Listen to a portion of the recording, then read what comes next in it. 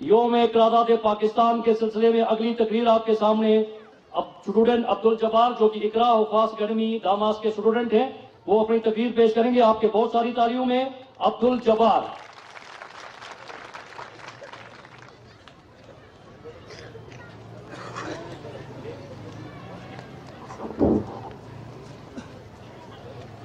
نحمده ونصلي ونسلم على رسوله الكريم. اما بعد اعوذ باللہ من الشیطان الرجیم. بسم اللہ الرحمن الرحیم. عشق اور آزادی بہار زیست کا سامان ہے. عشق اور آزادی بہار زیست کا سامان ہے.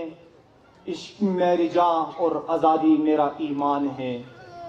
عشق پر کروں فدا میں اپنی ساری زندگی، لیکن آزادی پہ میرا عشق بھی قربان ہے.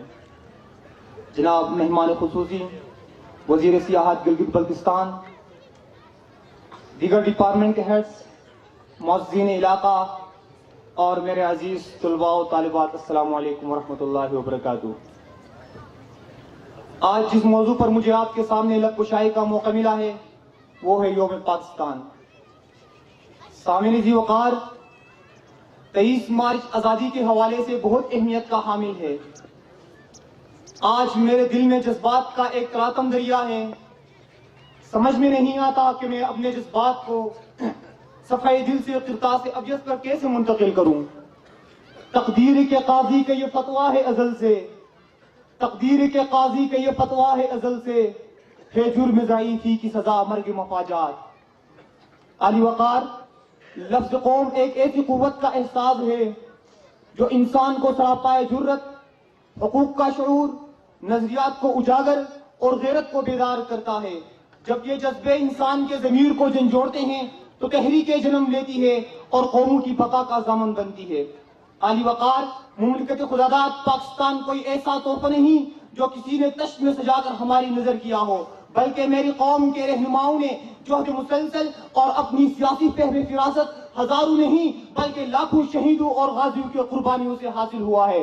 علی وقار، جب ہم نے یہ ملک حاصل کیا تو کہا گیا یہ چند ماہ سال سے زیادہ جم نہ پائے گا اور یہ خاکم بدہن ملک ختم ہو جائے گا. مگر تاریخ نے دکھایا الحمدللہ ثم الحمدللہ، اللہ کے فضل سے آج ہمارا ملک قائم و قائم ہے اور انشاءاللہ رہتی دنیا تک قائم و قائم رہے گا. اور ہم نے بتا دیا جب اپنا قافلہ عزم و یقین سے نکلے گا، جب اپنا قافلہ عزم و یقین سے نکلے گا، جہاں سے چاہیں گے راستہ وہیں سے نکلے گا.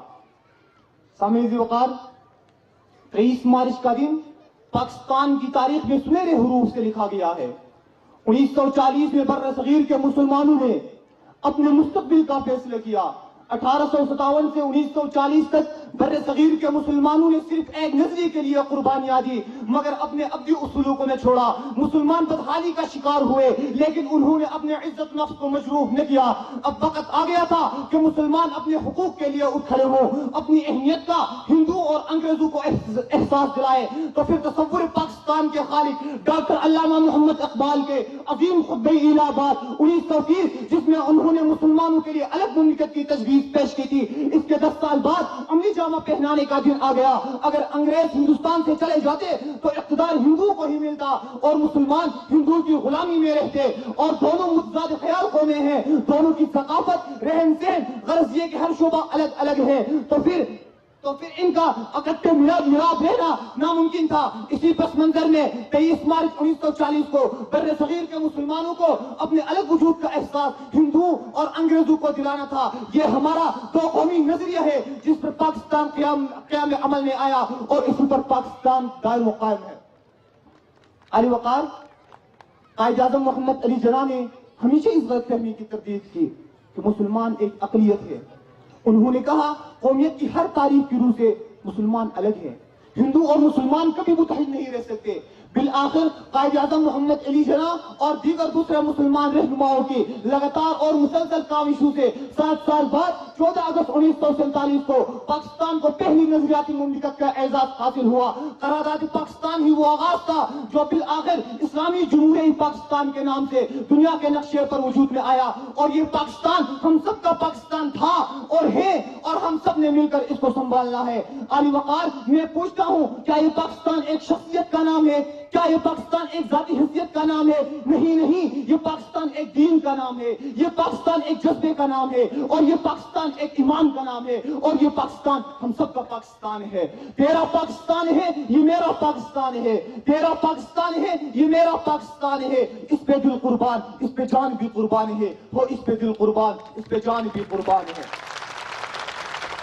معزز مہمان گرامی، 23 مارچ 1940 کا وہ دن ایسا تھا جسے دنیا نے خواب سے تعبیر میں ڈھلتے ہوئے دیکھا۔ 23 مارچ کے اس دن کا حال ایسا تھا جیسا ہمارے اسلام نے ہمیں درس دیا ہے۔ اسلام نے تمام فرقواریت کو پس پش ڈالا، اسلام نے رنگ و نسل اور زبان کے فرق کو ختم کر دیا۔ اس دن نہ کوئی سندھی، نہ کوئی پنجابی، نہ کوئی بلوچی، نہ کوئی پٹھان، نہ کوئی گلگتی تھا، سب اللہ کو ماننے والے اور اسی کے پیروکار تھے۔ سامعین گرامی، وطن عزیز ہماری وجود میں آنے کے 72 سال بعد بھی آج بھی وطن عزیز مسائل کا شکار ہیں، اربوں ڈالر کا مقروض ہیں، کرپشن اور رشوت جیسے ناسور قوم کے رگوں پہ میں سرایت کر چکے ہیں، قحط الرجال اور مخلوق الحاری بڑھتی جا رہی ہے۔ علی وقار، کلمہ طیبہ کے نام پر بنے اس ملک کے شہروں پر قرآن کا سایہ ہے، اس ملک کے سرحدوں پر ایمان کا پہرے ہے۔ میرے فوجی جوان جرأتوں کے نشاں ہے، میرے فوجی جوان اندرونی خلفشار ہو یا بیرونی، وطن کے دفاع کے لیے سیزک پلائی ہوئی دیوار بن جاتے ہیں۔ خواہ وہ 1965 کی جنگ ہو یا 1971 کی جنگ ہو، آپریشن رد الفساد ہو یا ضرب عذب ہو، کارگل کی جنگ ہو یا کوئی دوسری مہار، میرے پاک فوج کے جوان دشمن کو ناکوچنے چبواتے ہیں۔ اگر کوئی بزدل رات کی تاریکی میں بزدلانہ حملہ کرے تو پاک فوج کے جوان دندان شکن جواب دیتے ہیں، خواہ وہ کرنل شرخان ہو یا حوالدار لال جان ہو، کمانڈر ایم عالم ہو یا فائٹر پائلٹ حسن صدیقی ہو، اس ملک کی بقا اور سلامتی کے لیے اپنا کل ہمارے آج کے لیے قربان کر دیتے ہیں۔ سامعین جوکار، آج ضرورت اس امر کی ہے کہ ہم رنگ و نسل کے اس فرق سے بالاتر ہو کر اس عظیم ملک کے بارے میں جو ہمارے لیے نعمت عظمیٰ ہے، تاریخ پاکستان اور قرارداد پاکستان سے ہمیں سبق لینے کی ضرورت ہے۔ آئیے ہم عہد کریں کہ پاکستان کی جغرافیائی اور نظریاتی سرحدوں کی تحفظ کی خاطر اپنے خون کے آخری قطرے تک بہا دیں گے، خون دل دے کر نکھاریں گے رخ برگ گلاب، خون دل دے کر نکھاریں گے رخ برگ گلاب، ہم نے گلشن کے تحفظ کی قسم کھائی ہے۔ والسلام علیکم۔